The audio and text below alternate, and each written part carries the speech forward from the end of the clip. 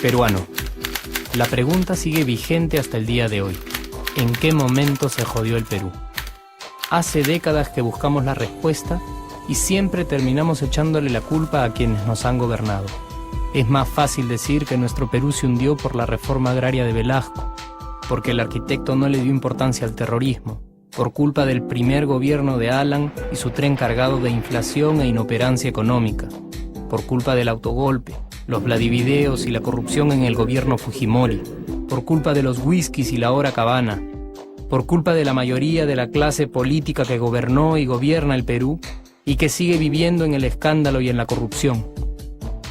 Pero por más que querramos deslindar nuestra responsabilidad por la crisis social que asfixia al Perú, compartimos demasiados hábitos que nos hacen muy parecidos a quienes culpamos y criticamos, porque aún creemos que la criollada se tiene que celebrar como si fuera parte del orgullo nacional. Somos vivos y por eso compramos facturas para pagar menos impuestos. Ganamos los trabajos no por nuestro esfuerzo o talento, sino gracias a una pequeña coimisión. Nos colamos en la fila para que nos atiendan primero, aceleramos en ámbar y nos pasamos la luz roja, porque así llegamos más rápido. Somos tan vivos que si no encontramos estacionamiento, nos ponemos en el espacio azul reservado para las personas con discapacidad. Robamos la señal de cable, robamos electricidad y no nos consideramos ladrones.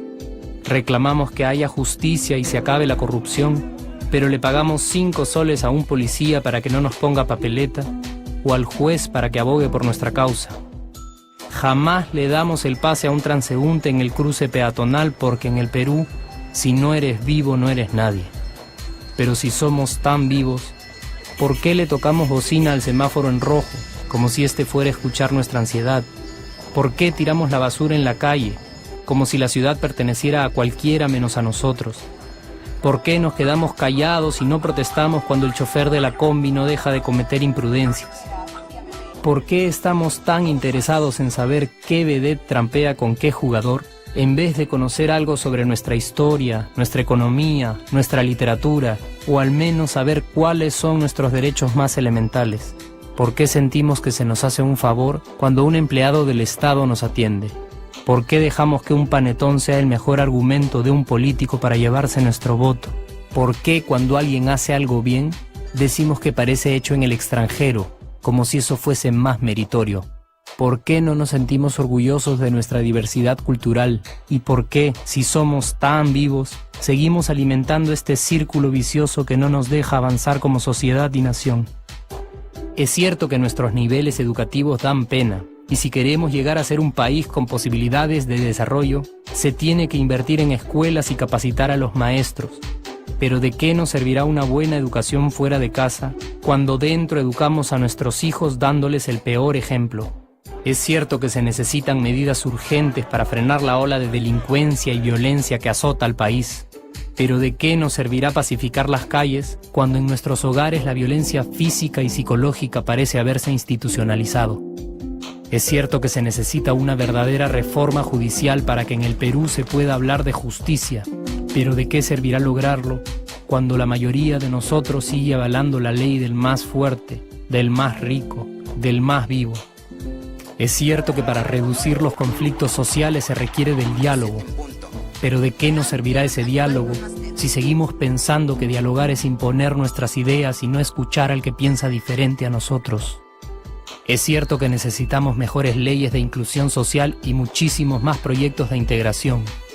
Pero ¿de qué nos servirán estas leyes y proyectos si hasta el día de hoy la publicidad peruana define nuestros estratos socioeconómicos por el color de la piel y a nadie le parece raro? Si hasta el día de hoy seguimos avergonzándonos de nuestras diferencias o sintiéndonos superiores por estas mismas diferencias.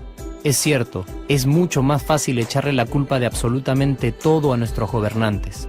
Pero la realidad es que el Perú se hunde en exacta proporción a esa viveza que alimentamos todos día tras día. Sí, somos nosotros la materia prima con la que se hace este país.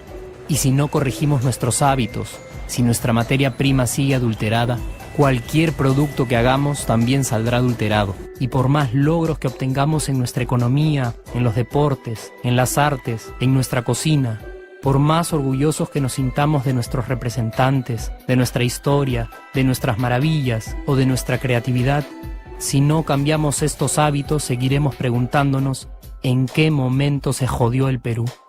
Yo ya estoy harto de esa pregunta. Estoy harto de ver cómo un país con tantas posibilidades y oportunidades, con tantas riquezas naturales y con tanta historia, tenga que seguir viviendo en el subdesarrollo solo porque no nos creemos capaces de vivir de otra manera. Estoy harto de que las desgracias de nuestros vecinos sean nuestro mejor consuelo.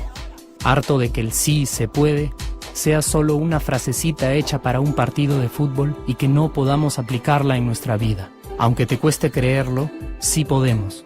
Claro que podemos. Pero depende de que tú y yo comencemos a trabajar en ello de una vez por todas. Porque la transformación del país hacia una nación desarrollada ya no está solo en cancha de los políticos o de los poderosos, y no está en el terreno de los milagros. La transformación del Perú está en la capacidad que tengamos de hacernos responsables de nuestros actos y de rebelarnos contra nuestra viveza. La transformación del Perú está en ti y está en mí. Está en todas nuestras organizaciones y en la posibilidad de trabajar juntos con verdadera responsabilidad social. ¿Qué pasaría si cambiamos la pregunta? Si, por ejemplo, ahora te pregunto, ¿en qué momento se arregló el Perú? ¿Qué me dirías?